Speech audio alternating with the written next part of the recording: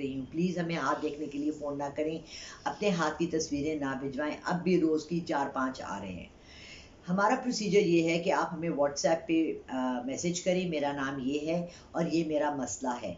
उसके बाद में आपको मैं और मेरे असिस्टेंट आपको आपका हल तरीक़ाकार बताएंगे। हमारा तरीका ये है कि हमारी फ़ीस है, आपने कैसे भेजनी है ये मैं आपको जब आप कॉल करते हैं तब बता देती हूँ। जब आपकी फ़ीस आ जाती है उसके बाद हम आपको अपॉइंटमेंट देते हैं। 2 दिन आगे की चल रही है, प्लीज़ ये मत इंसिस्ट कीजिएगा कि मुझे आज ही चाहिए, आज ही चाहिए, क्योंकि जो ये मसले हैं ये लॉन्ग टर्म मसला है। मैं कोई डॉक्टर नहीं हूँ कि आपको मुझे अभी दिखाना है और अभी मैंने आपका सर्जरी करनी है, ना मैं सर्जन हूँ, ठीक है? साइकिक रीडिंग के लिए आपके पास टाइम होता है। हाँ, परसों आपका पेपर है और आप कह रहे हैं जी मुझे आज ही बताएं कि मैंने परसों पास होना है कि नहीं होना। ये आ जाता है प्रिडिक्शन में। प्रिडिक्शन मैं आपसे नहीं कर सकती हूँ। थोड़ा सा मैं आपको बता देती हूँ कि हाँ जी हो जाएंगे या नहीं, उसके बाद शुरू हो जाता है जी नंबर बता दें। वंस आपकी पेमेंट आ जाती है हम आपको टाइम दे देते हैं, आधे घंटे का टाइम होता है, 30 मिनट्स का। आपको एक अलग नंबर दिया जाता है। अब मैं फिर आपको एक दफ़ा गौर से प्लीज़ सुनिएगा, वो अलग नंबर आपके लिए स्पेशली रखा है कि अगर उस पर कॉल्स आई तो इंटरप्शन होती है। ये नंबर सेपरेट नंबर इसलिए आपको रिक्वेस्ट करते हैं इस पर कॉल करें कि इसलिए हमने हर एक को नहीं दिया हुआ, इस पर कोई भी कॉल ना करे अनलेस के आपको टाइम दिया हुआ है। प्लीज़ अगर आपकी मीटिंग के बाद ये नंबर आपके पास सेव हुआ हुआ है तो आप मुझे इस पर कॉल और मैसेजेस ना भेजें, ठीक है? मैं आपका नंबर वहाँ से ब्लॉक कर देती हूँ, डिलीट कर देती हूँ। प्लीज़ मुझे ना भेजें। और जो मैंने आपको टाइम दिया है, अगर मैंने आपको 10 पीएम दिया है तो ये आपका मसला है कि आपने पूरे 10 बजे मुझे आपने कॉल करनी है, मैंने आपको नहीं करनी है। You have to call me. Everyone needs to know they have to call me. ये वीडियो प्लीज़ आखिर तक देखिएगा, क्योंकि आप लोग आखिर तक नहीं देखते और आप आधी बातें मिस कर जाते हैं, इसलिए मुझे बहुत अफसोस होता है। वीडियो शेयर कीजिए, लाइक कीजिए, सब्सक्राइब कीजिए और आखिर तक देखिए। और जो आप सोचते हैं इस वीडियो के बारे में कमेंट्स दीजिए, कोई अच्छा सा टॉपिक भी दीजिए कि नेक्स्ट इस पे बना लें, तो हम आपके टॉपिक्स भी कंसिडर करेंगे। अब जो असल बात करने की है इस वक्त, प्रोसीजर हो गया, समझ आ गई आप लोगों को? कॉल, मैसेज, अपना थोड़ा सा problem, mode of payment, payment receive के बाद आपको हम कॉन्फर्मेशन देते हैं, टाइम देते हैं और दूसरा नंबर देते हैं। हो गया? समझ आ गई? Thank you. अब जो बात मैं इस दफ़ा करना चाह रही हूँ वो है बैंक और ज़कात। वो जो मैं आपको जिन साहब का बता रही थी, हमारे प्रेसिडेंट थे ज़ियाउल हक साहब, उन्होंने बहुत अच्छे काम किए। अल्लाह ने उनको देखें डायरेक्ट जन्नत में बुलाया।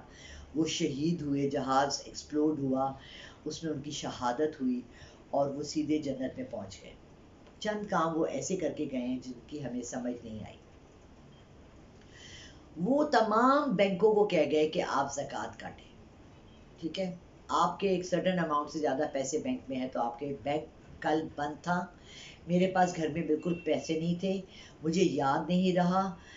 लोग जो हराम कमा रहे हैं, हलाल कमा रहे हैं, जैसे भी कमा रहे हैं, मुझसे पूछे बगैर आप मेरी ज़कात नहीं दे सकते। I am sorry. गवर्नमेंट को ये लॉ चेंज करना चाहिए। किसी को हक नहीं है मेरी ज़कात देने का। ज़कात का हक मुझे है।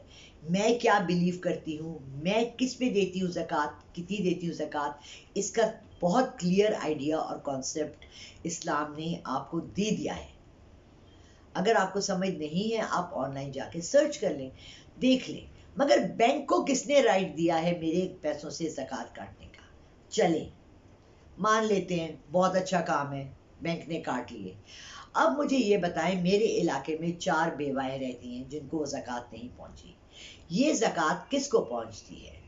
जब अखबार वाले इतने इतने पैसे लेके गवर्नमेंट के एड्स चलाते हैं तो क्या दूसरे दिन का अखबार हमारे मुल्क में ऑनलाइन वेबसाइट्स, डॉन, नेशन, दिन, सारे चैनल्स, सारे न्यूज़ चैनल्स, हर जगह एक लिस्ट छपे उन तमाम लोगों की जो पाकिस्तान में हैं, जो डिज़र्व करते हैं ये ज़कात के पैसे? मुझे पता लगे कि हम जब छोटे थे, मैं कोहाट से हूँ, हमारे वालिद मस्जिद के मौलवी को जाके अपनी ज़कात देते थे, क्योंकि मौलवी साहब को उस वक्त के मौलाना जो होते थे उनको अपने मोहल्ले में पता होता था कौन बेवा है, उसके कितने बच्चे हैं, उसकी फ़ीस कितनी जाती है। एक तरह से वो मॉनिटरिंग अथॉरिटी होते थे।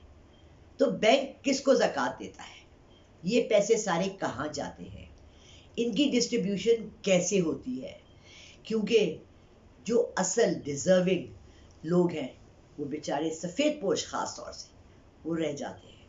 वो ये महीना रमज़ान का कसम पुरसी में बरस करते हैं। उनके पास सहरी के पैसे होते हैं तो अफ्तारी के नहीं होते, और अफ्तारी खाते हैं तो सहरी के नहीं होते हैं। क्या हम एज अ कौम, हमारा ज़मीर इतने मर गए हैं, हम इतनी रमज़ान मुबारक के मैसेजेस एक दूसरे को कर रहे हैं, रमज़ान प्लीज़ अल्लाह दुआ करें, मस्जिदों में लोग जा रहे हैं, तरावियाँ हो रही हैं, लेकिन जो हमारे हुकूक हैं, अल्लाह ने कहा है आप मेरे हुकूक पूरे ना करें मैं माफ़ कर दूंगा।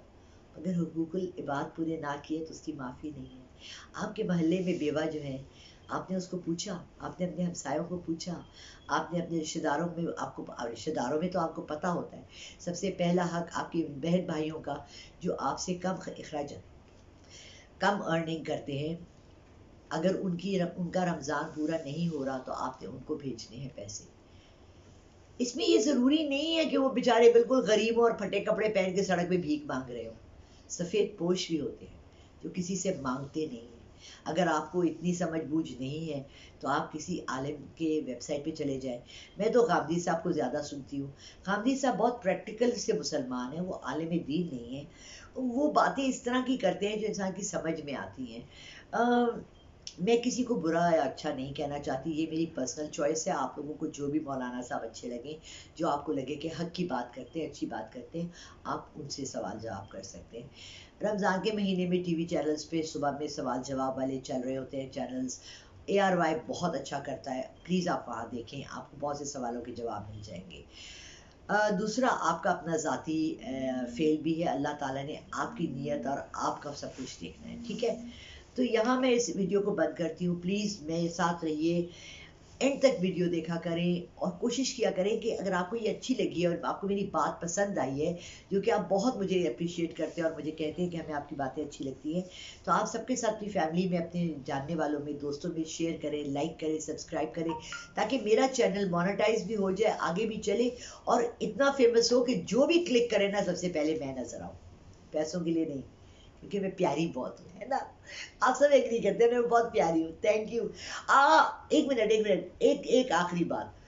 क्या हुआ, जब मैं ने एक टूर लिया, मुझे एक बीबी का फोन आया और उन्होंने पता है मुझे क्या कहा, उन्होंने कहा आप इतनी क्यूट है, मुझे बारबी डॉल लगती है। ओ माय गॉड, मैंने कहा 65 साल की बारबी डॉल कौन सी बनाई है, अभी तो बारबी वालों ने 65 वाली डॉल ही नहीं बनाई। एनीवे, आप लोगों का बहुत बहुत शुक्रिया मेरे साथ रहने का, मुझे अप्रिशिएट करने का और आपके कमेंट्स का। Thank you very much.